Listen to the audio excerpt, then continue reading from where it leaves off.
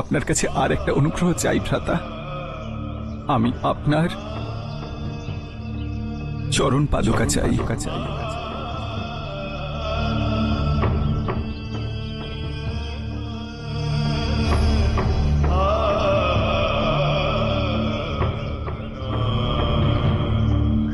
রঘুবীর, ওনার অপরাধ কেবল এটুকু যে উনি আমার পায়ে আঘাত করেছেন। আপনি এত ক্রোধিত হচ্ছেন কেন? সীতা, তোমার সুখ এবং শান্তিতে যে বাধা দেবে সেই তীব্র বাতাসের গতি আমি রোধ করব। সেই সময়কে স্থির করে দেব যে তোমার জন্য দুঃসংবাদ বহন করে নিয়ে আসবে। ধ্বংস করে দেব তাকে যে তোমার নিকটে আসার বিচার নিজের হৃদয় বহন করবে। আমি তার কাছে কেমন করে পৌঁছাবো শুনি? তার বাণ আমার কাছে পৌঁছাবার আগে আমার বাণ তার মস্তককে শরীর থেকে আলাদা করে দেবে। সে হলো বিষ্ণুর অবতার রাবণ। যে আসছে সে ব্রহ্মার অবতার রাবণ।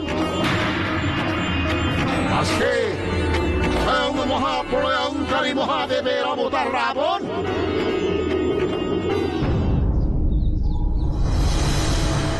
বৌদি, আমি জানি যে আপনি কেমন মহান রাজসিক সুখ সুবিধায় পালিত হয়েছেন। সেই রাজমহলের সম্মুখে আমার হাতে তৈরি এই ছোট্ট কুটির সূর্যের সম্মুখে প্রদীপের সমান। এই পরিস্থিতিতে, এই বন প্রদেশে আমি আপনার জন্য এই ঘরই বানাতে পেরেছি। যদি এতে কোনো ত্রুটি থেকে যায় তো আমাকে ক্ষমা করে দেবেন। ভ্রাতা লক্ষণ, আপনি সংসারের সবচেয়ে সুন্দর কুটির নির্মাণ করেছেন, আর তাই আমি অন্তর থেকে আপনাকে ধন্যবাদ জানাচ্ছি। বৌদি, এবার আপনি গৃহপ্রবেশের শাস্ত্র রূপ পদ্ধতি পূরণ করুন।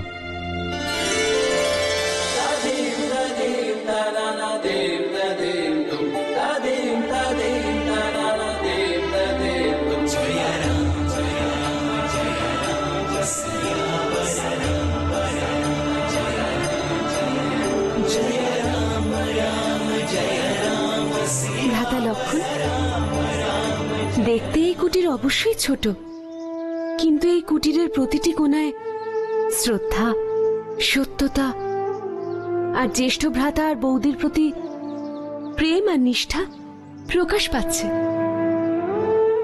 সত্যি আপনার ভক্তিভাবের যতই প্রশংসা করা হোক তা সামান্য। শ্রীরাম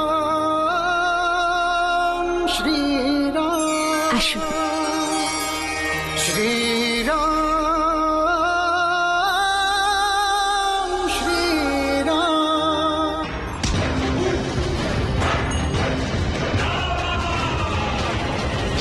আমার স্বাগতের এই আয়োজন অতি ভালো লাগলো লঙ্কেশ।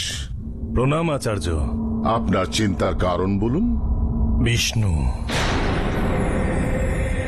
আমার জন্য এই কথাটা জানা জরুরি যে বিষ্ণুই আমার একমাত্র শত্রু কিনা।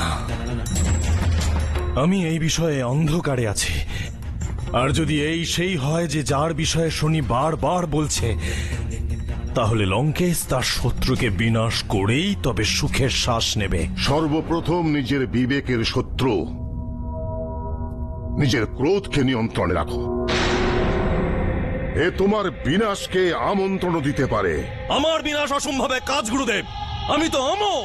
লঙ্কেশ, অমর তো হিরণ্যকশিপুও ছিল, কিন্তু তোমার ওই বিনাশকারী যদি বিষ্ণুর অবতার হন তাহলে তোমার সতর্ক থাকা উচিত। আমি সতর্ক আছি গুরুদেব, আমি সতর্ক আছি, কিন্তু বিষ্ণুর ছলনা নিয়ে অন্ধকারে আছি, আর সেই জন্যই আমার ক্রোধ বাড়ছে।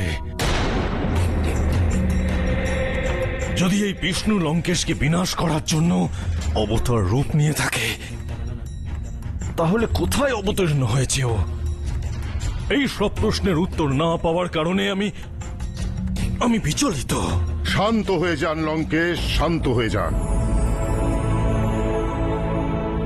চিন্তার আগুনে তুমি নয়, পূর্বে তোমার শত্রু জ্বলার প্রয়োজন। আমার কথা শুনবে? আদেশ করুন গুরুদেব। তুমি তপস্যা করো, 1 বৎসরের কঠোর তপস্যা। তপস্যা এমন সাধনা যাতে তুমি তাপ, চাপ, সাপ আর নিজের চিন্তা থেকে মুক্তি লাভ করতে পারবে। এই তপস্যা থেকে তুমি বলশালী থেকে বৃহৎ বলশালী হতে পারবে, আর বিষ্ণুর ছল কপটতার উত্তরও পেয়ে যেতে পারো। লঙ্কেশ তপস্যা করবে গুরুদেব, অবশ্যই করবে। আর যতক্ষণ না লঙ্কেশ তার এই সকল প্রশ্নের উত্তর পাচ্ছে, লঙ্কেশ অন্ন, জল, বিশ্রাম, নিদ্রা সব ত্যাগ করবে। বিষ্ণুর ছলনা কপটতার রহস্য লঙ্কেশকে জানতেই হবে, আর আমি তা জেনেই ছাড়ব।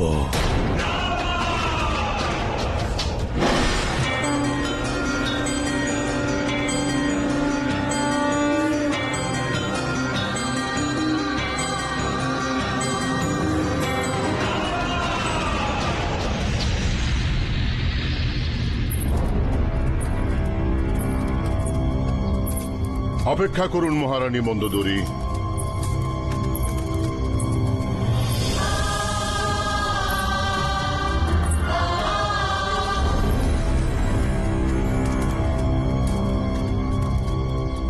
আপনি এখান থেকে আগে যেতে পারবেন না। প্রণাম গুরুদেব। ক্ষমা করবেন গুরুদেব, আমি আমার স্বামীর সঙ্গে সাক্ষাৎ করতে চাই। ধৈর্য ধরুন মহারানী। আমি কেমন করে ধৈর্য রাখবো গুরুদেব? 1 বৎসর যাবত আমি স্বামীর সঙ্গে সাক্ষাৎ করিনি। গুরুদেব, এমন মনে হচ্ছে যেন তপস্যা আমার স্বামী নয়, মনে হচ্ছে তপস্যা আমি করছি। আর তারপরেও আপনি বলছেন যে আমি ধৈর্য রাখবো। যদি আপনি এতদিন ধৈর্য ধরে থাকেন তাহলে আর কিছুদিনের ব্যাপার। কাল প্রাতে রাবণের তপস্যা পূর্ণ হবে। উনি যে প্রশ্নের উত্তর চান তা উনি পেয়ে যাবেন। উত্তর গুরুদেব? কেমন উত্তর? আর গত 1 বৎসর ধরে আমি আপনাকে প্রশ্ন করছি যে আমার স্বামী কি কারণে তপস্যা করছেন, কিন্তু আপনি আমার প্রশ্নের উত্তর দেননি। মহারানী, কিছু প্রশ্নের উত্তর যদি না খোঁজা হয় তাহলে ভালো হয়।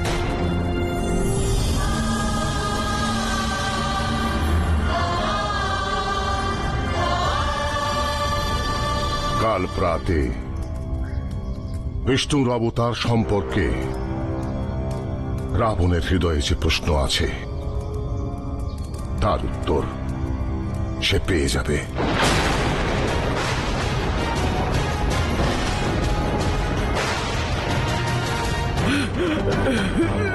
রক্ষা করুন, রক্ষা করুন প্রভু শ্রীরাম। প্রভু, আপনি আমার সঙ্গে চলুন, কৃপা করুন প্রভু। কেন, কি হয়েছে মুনিবর? অনর্থ হয়েছে প্রভু, অনর্থ হয়েছে। পাশের গ্রামে বসবাসকারী মহর্ষি চক্রধর ভীষণভাবে আহত হয়ে আপনার কুটিরে পৌঁছেছেন। শীঘ্র আসুন প্রভু, শীঘ্র আসুন।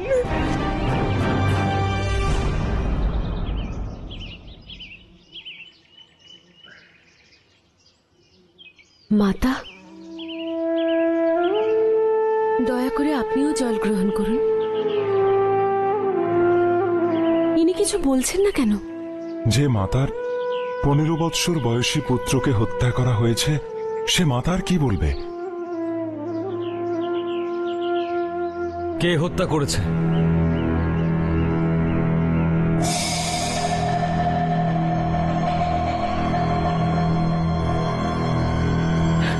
শপথ নামে রাক্ষস আমাদের ত্রস্ত করে রেখেছে।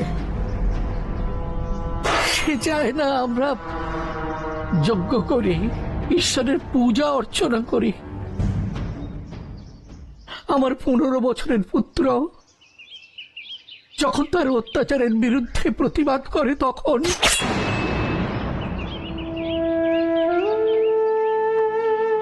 সে আমার পুত্রের দেহ সঙ্গে নিয়ে চলে গেছে। তখন থেকে আমার স্ত্রীর কণ্ঠ হতে একটা শব্দ বেরোয়নি। প্রভু শ্রীরাম, আমাদেরকে সাহায্য করুন। আমাদের কাছে আমাদের পুত্রের মৃতদেহ এনে দিন, যাতে আমরা তার আত্মার শান্তির জন্য দাহ সংস্কার করতে পারি।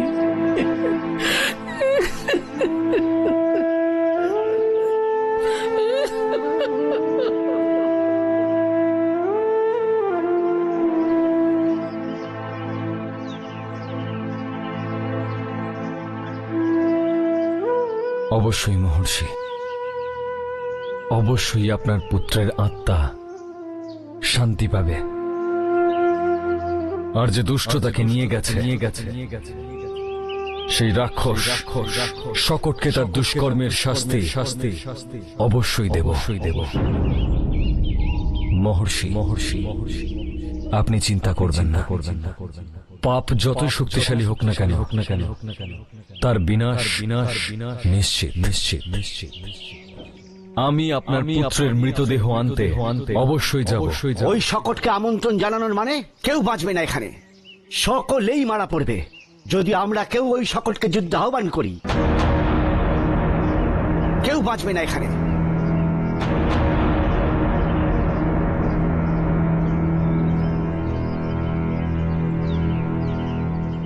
কেউ যতই বলবান আর শক্তিশালী হোক না কেন তাকে নিজের কর্মফল অবশ্যই ভোগ করতে হবে।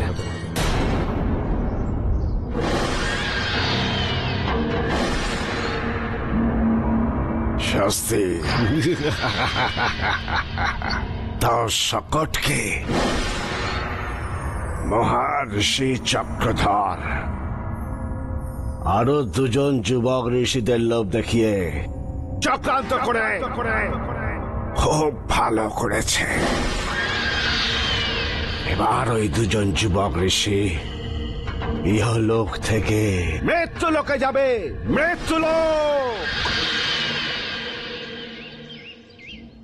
স্বামী, অনাচারী আর অত্যাচারীদের দমন করে এই সকল ঋষিদের ভয় ও সংকট হতে মুক্ত করুন। তাই হবে সীতা, তাই হবে।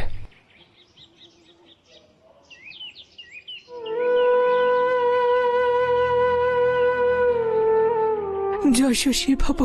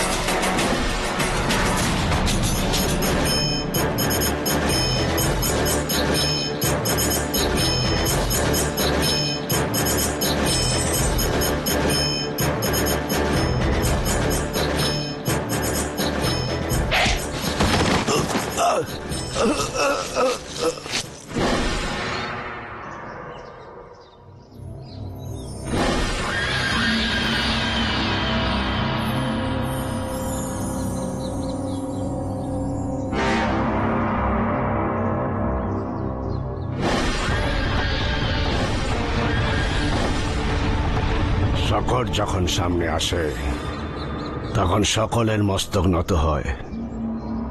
যে মস্তক নত হয় না তাকে শরীর থেকে আলাদা করে দেওয়া হয়। আমাদের মস্তক তোমার সামনে তখনই নত হবে যখন তুমি মহর্ষির মৃত পুত্রকে পুনরুজ্জীবিত করবে।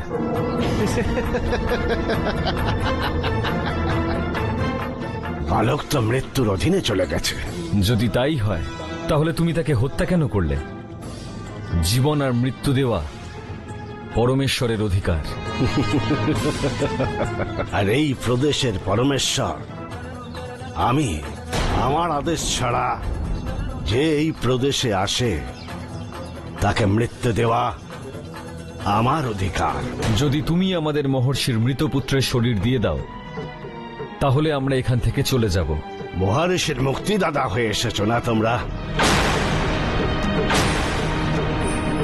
আরে ওই ঋষিদেরও তো জানতে দাও যে এই প্রদেশের পরমেশ্বর শুম্ভ সকাট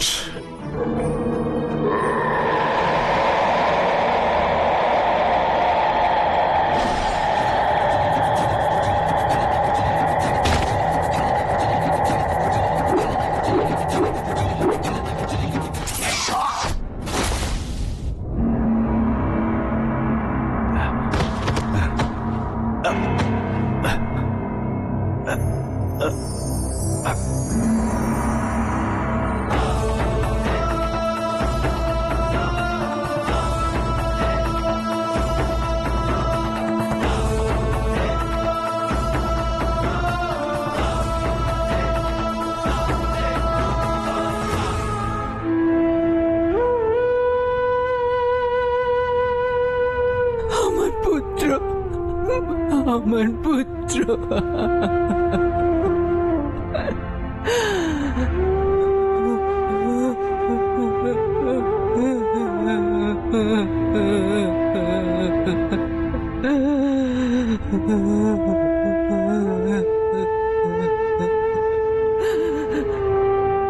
প্রভু, আপনি তো একজন দেবতা, আপনার দ্বারাই আমার পুত্রের মুক্তি হবে।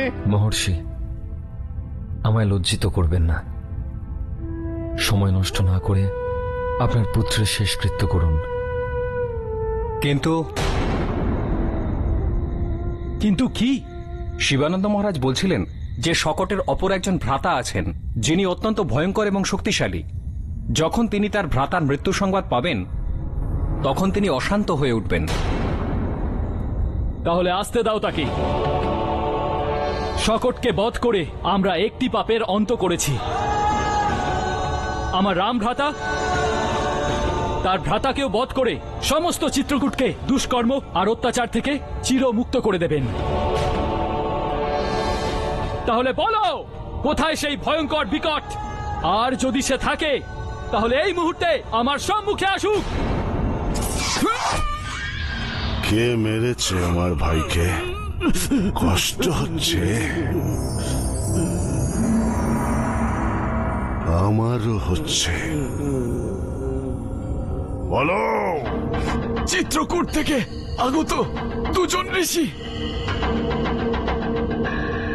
আমার মনে হয় একজনের নাম ছিল রাম। রাম? চিত্রকূটের রাম নাম? রাম, তুমি তো এবার মৃত্যু লোকে যাবে।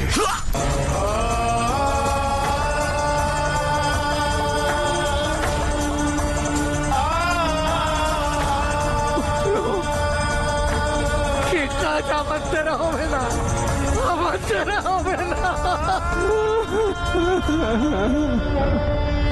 আমি আমার হাতে আমার পুত্রের অগ্নিদাহ সংস্কার করতে পারবো না, করতে পারবো না।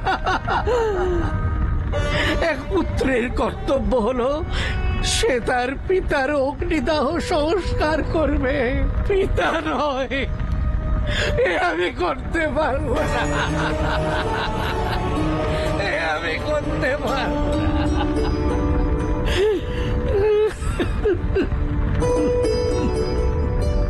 মহর্ষি, আপনাকে আপনার পুত্রের অগ্নিদাহ সংস্কার করতেই হবে। না শ্রীরাম, না, না। আপনি আমার পুত্র ডেকেছেন। তাহলে আমার পুত্রের ভ্রাতা হওয়ার সুবাদে আমি আপনাকে অনুরোধ করছি, আপনি আমার পুত্রের দাহ সংস্কার করে দিন।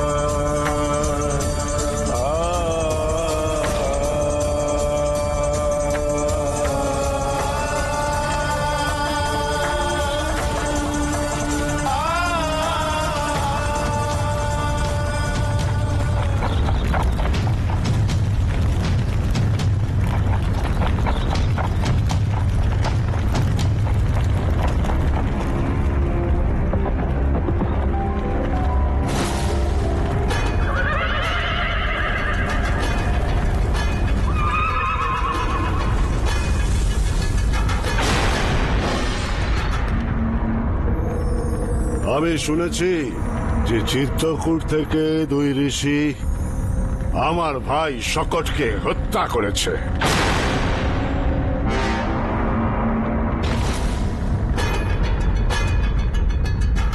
আর আমি এটাও জানি যে ওই 2 ঋষির মধ্যে একজনের নাম হলো রাম। তোমার নাম কি? ঋষি আনন্দ।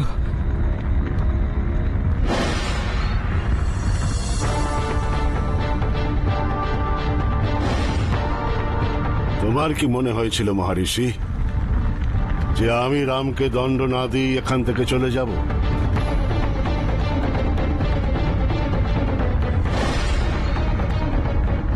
রাম, আমার সামনে এসো, নাহলে আমি এই মহারিষির এখানেই অন্তিম সংস্কার করে দেব।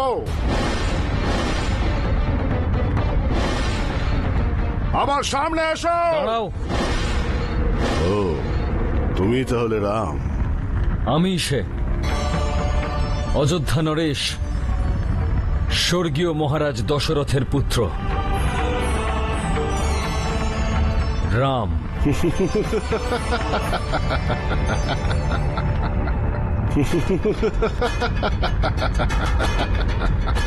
যদি তুমি অযোধ্যা নরেশ মহারাজ দশরথের পুত্র হও, তো এই বনে কি করছো? অসত্য বলছো তুমি, অসত্য। আমরা রঘুবংশীয়রা কখনো অসত্য কথা বলি না।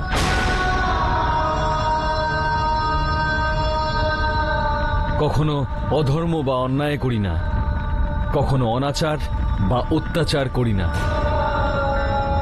কিন্তু তুমি অধর্ম, অত্যাচার, অনাচার, অসত্য, অন্যায় এই সবেই রুচি রাখো।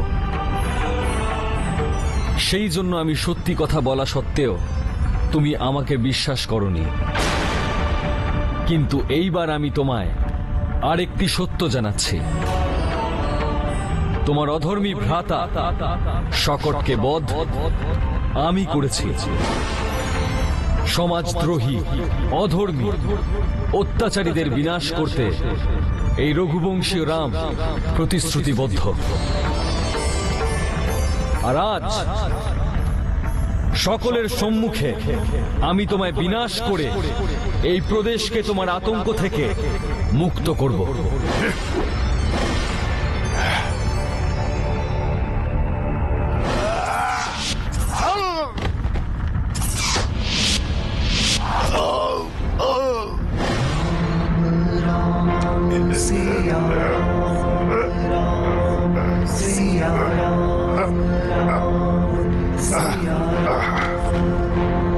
বলো প্রভু শ্রীরামের জয়, বলো প্রভু শ্রীরামের জয়, বলো প্রভু শ্রীরামের জয়।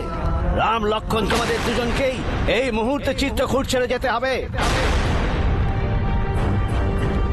আপনি কি বলছেন শিবানন্দ সাধু? তুমি নিজের মুখ বন্ধ রাখো।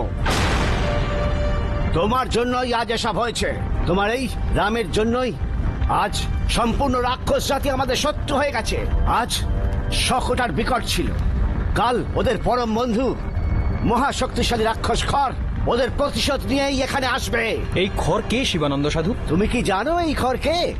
হ্যাঁ, কোন রাক্ষস রাজের ভাইও? সেই প্রচন্ড শূরবীরের নাম হলো রাবণ, যার 20টি হাত আছে, 10টি মস্তক।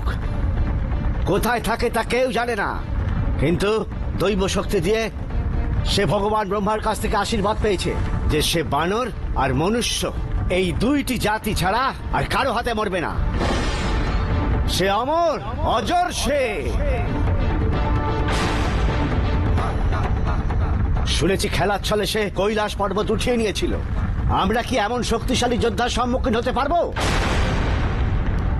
যদি রাম আর লক্ষণ এখান থেকে না যায়, তাহলে খড়ের সঙ্গে সঙ্গে মহাবলী রাবণও আমাদের সকলের ওপর আক্রমণ করবে। আমাদের সকলের জন্য নিশ্চয়ই প্রলয় এসে যাবে, প্রলয়।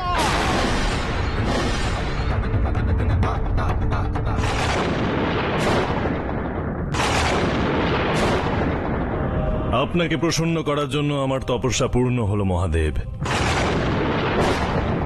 আমার এই তপস্যার ফল পাওয়ার জন্য আমি কেবল এইটুকু জানতে চাই ভোলানাথ, বিষ্ণুর যে অবতার ধরিত্রীতে জন্ম নিয়েছে, কে সে?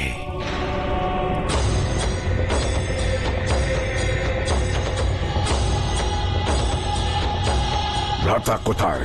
1 বৎসর হলো মহারাজ তপস্যায় লীন। ক্ষমা চাইছে। ওনার সাথে সাক্ষাতের কারো অনুমতি নেই, নয়তো আমায় বলুন ভোলানাথ, আপনি আমায় বলুন যে কে বিষ্ণুর অবতার, যাতে এই ধরনীতে আমার জীবনের প্রত্যেকটা প্রতিরোধ, প্রত্যেকটা ভয়কে আমি নির্মূল করতে পারি।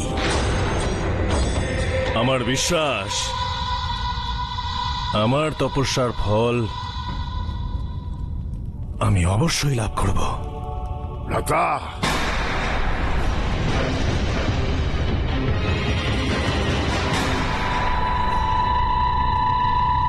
লঙ্কায় তোমায় স্বাগত খর।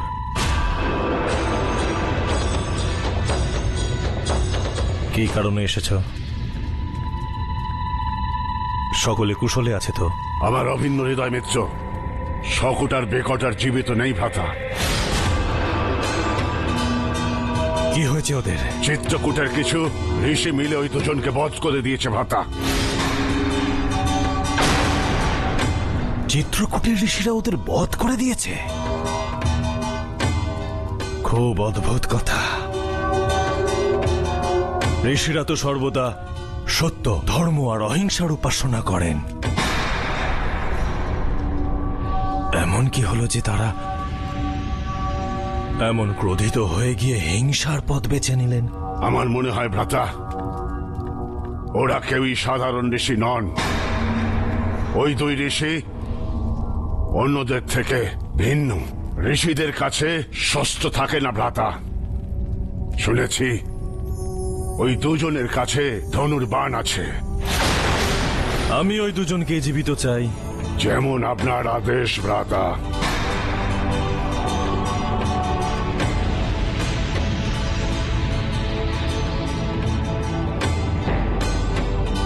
ভোলানাথ, বিষ্ণুর অবতার কি তবে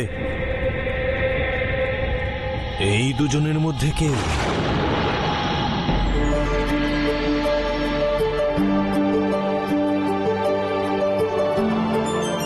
আমরা কোথায় যাচ্ছি রঘুবীর? সীতা, আমরা মহর্ষি অত্রির আশ্রমে যাচ্ছি, আর সেই আশ্রমেই আমরা মাতা অনুসুয়ার দর্শন পাব। দেবী অনুসুয়া এক পতিব্রতা এবং আদর্শ নারীর প্রাণবন্ত উদাহরণ। আচ্ছা, হ্যাঁ সীতা, নিজের স্বামীর জন্য যত সম্মান, বলিদান আর প্রেম মাতা অনুসুয়ার হৃদয়ে আছে, তা হয়তো আর কারোর মধ্যে নেই। আমার মধ্যেও না। সীতা, তোমার পতিব্রত তো সবেমাত্র শুরু হয়েছে।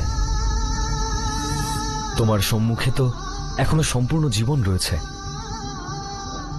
তাহলে আজ আমি তোমায় একটা ছোট্ট গল্প শোনাই। একবার ব্রহ্মা, বিষ্ণু এবং শিবের মধ্যে এই বিষয় নিয়ে বিবাদ হলো যে ধরাতলে সবচেয়ে মহান সতী নারীকে। আমার দৃষ্টিতে অনসূয়ার চেয়ে বড় সতী নারী সৃষ্টিতে কেহই নেই। না প্রভু, ধরাধামে আরো সতী নারী আছেন যাদের মহত্ব অনুসূয়ার তুলনায় কম নয়। কিন্তু ভগবান, ক্ষমা করবেন ব্রহ্মদেব, এই বিবাদের চেয়ে ভালো হবে যদি আমরা অনুসূয়া সতীত্বের পরীক্ষা নিই। আপনি উচিত কথাই বলছেন মহাদেব।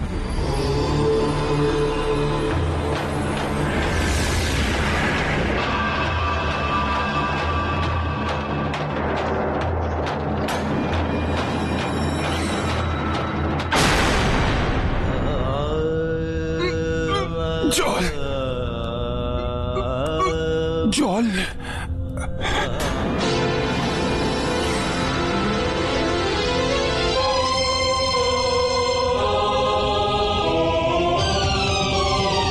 দেখা যাক এই পরিস্থিতিতে অনুসূয়া কি করবে। কি হলো স্বামী? অনুসুয়া, তুমি এখান থেকে চলে যাও। কোথায় চলে যাব স্বামী? যেখানে তুমি অন্য জল পাবে। আর আর আপনি? আমার চিন্তা ত্যাগ করো, আমি আর জীবিত থাকবো না। না স্বামী, আপনি জীবিত থাকবেন, আপনার কিচ্ছু হবে না। যে কোনো সময় যমরাজ নিতে আসবেন আমায়। না স্বামী, না, কোন যমরাজের এমন শক্তি নেই যে অনসুয়ার জীবদ্দশায় সে তার স্বামীকে নিয়ে যাবে। আমায় বিশ্বাস করুন স্বামী, আপনার কিচ্ছু হবে না। আমি আমি আমি আমি আকাশ পাতাল এক করে দেব। সকল দেবতাদের আমার সতীত্বের সম্মুখে নত হতেই হবে।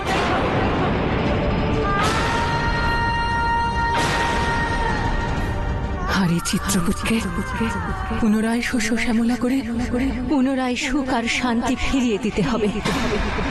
এই আমার প্রতিজ্ঞা, আমি পূরণ করেই ছাড়ব। খুব জেদি নারী, একজন সত্য পতিব্রতা স্ত্রী। এখনই জেনে নেওয়া যাক।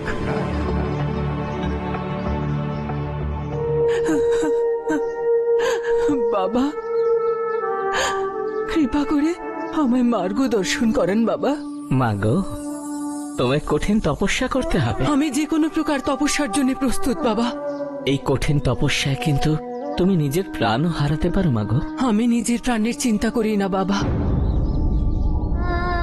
এই জন্মে কেন, আগামী সব জন্মে যদি কখনো আমার স্বামীর প্রাণ বাঁচাতে আমার প্রাণ উৎসর্গ করতে হয়, তাহলেও আমি প্রস্তুত।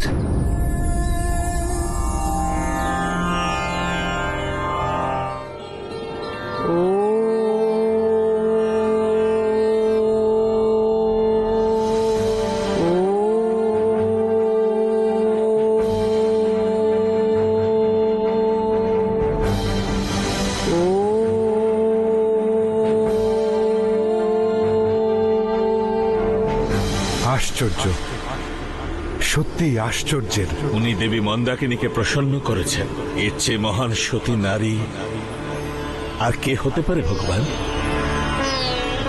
যার নিজের জন্য কণা মাত্র চিন্তা নেই, অথচ স্বামীর জীবনের জন্য উনি নিজের জীবনও ত্যাগ করতে প্রস্তুত।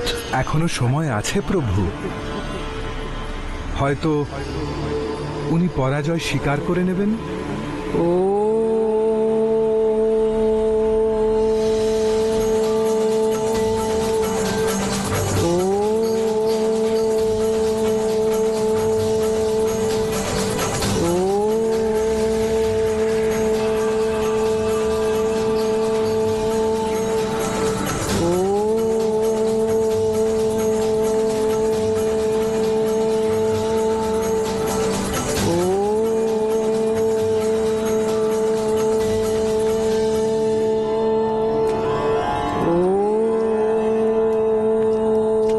আমি তোমার কঠোর তপস্যায় প্রসন্ন হয়েছি।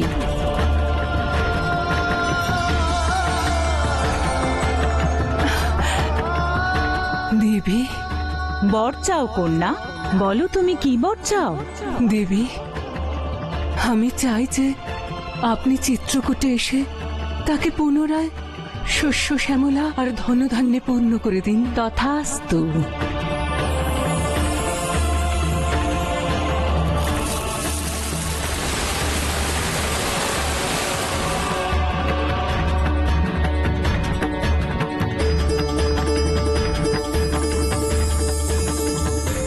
আপনি সত্য বলেছিলেন ব্রহ্মদেব, আমি অনুসুয়াকে কেবল দেবী নয়, উপরন্তু পতিব্রতা ধর্ম পালনকারী মহান সতী অনুসুয়া বলে মেনে নিচ্ছি। তাহলে এবার দেবী অনুসুয়ার মাহাত্ম্য জানলে? ক্ষমা করবেন স্বামী, আপনি সত্যই বলেছিলেন। আমার সম্মুখে তো সম্পূর্ণ জীবন পড়ে। চলুন স্বামী, আমি শীঘ্র মাতা অনুসুয়ার দর্শন পেতে চাই।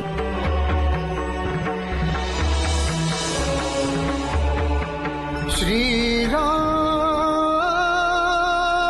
শ্রীরাম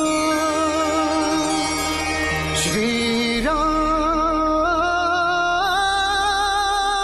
শ্রীরাম। মান্যবর, মহর্ষি অত্রিকে বলুন যে দশরথ পুত্র রাম, তার পুত্রবধূ সীতা আর রামানুজ লক্ষণ ওনার দর্শনের আজ্ঞা চায়।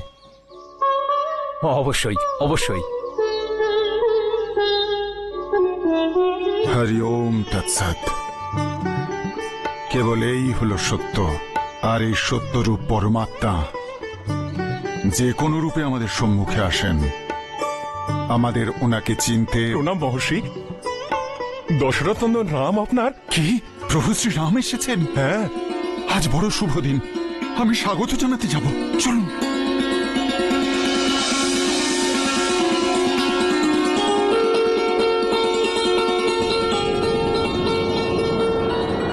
নমামি ভক্তবৎসলম কৃপালুশীল কোমলম ভজামি তে পদাম্বুজম অকামিনাম স্বধামদম। প্রথমে আমি এই ঋষিকেই খাবো, আর তারপর তোমায়। কে ওখানে? আমি বলছি দাঁড়াও। যাও, ওই ঋষিদের শাস্তি দেবার সময় এসে গেছে। এখনো দেরি হয়নি, আমায় যেতে দিন এখনই, আর ওই দুই ঋষির রক্ত পান করতে দিন। দেশান,